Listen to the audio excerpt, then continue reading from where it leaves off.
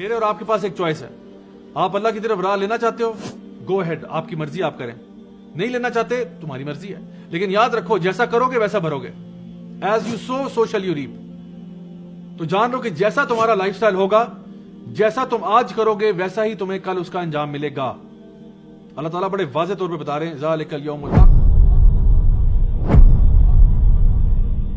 فمن شاء اتخذ الی ربہ مآبا.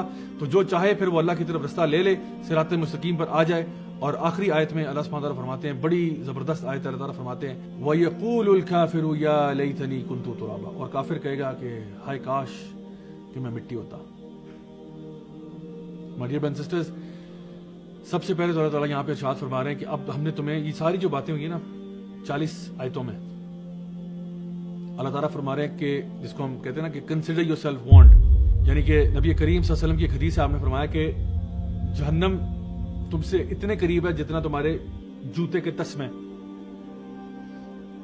اور جنت بھی اتنی قریب ہے. آپ خود سوچیں کہ میرا اور میرے پاؤں کا کتنا ڈسٹینس ہے آپس میں, کوئی ہارڈلی کوئی ڈسٹینس ہے. بس انسان مر گیا تو ٹائم ختم. مجھے کیا گارنٹی میں نے کب مرنا ہے؟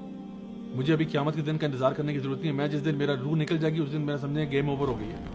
ٹائم اب ختم, پیپر ختم, کوئی اب ٹائم نہیں ہے میرے پاس پیپر اٹیمپٹ کرنے کا. تو عذاباً قریبا تو انسان کا قبر سے شروع ہو جاتا ہے جب انسان کی ڈیتھ ہوتی ہے, بلکہ اس سے پہلے ڈیتھ سے شروع ہو جاتا ہے. ڈیتھ میں جب اس کی روح نکالی جاتی ہے وہاں سے کام شروع ہے. پھر وہ قبر میں جاتا ہے, پھر وہ قیامت کے دن اٹھتا ہے. یہ سارا کچھ تو کام اس کے بعد شروع ہے. انسان کا عذاب پتہ نہیں اللہ معاف کرے کتنا قریب ہے اس کے, اور اس کو پتہ ہی نہیں ہے.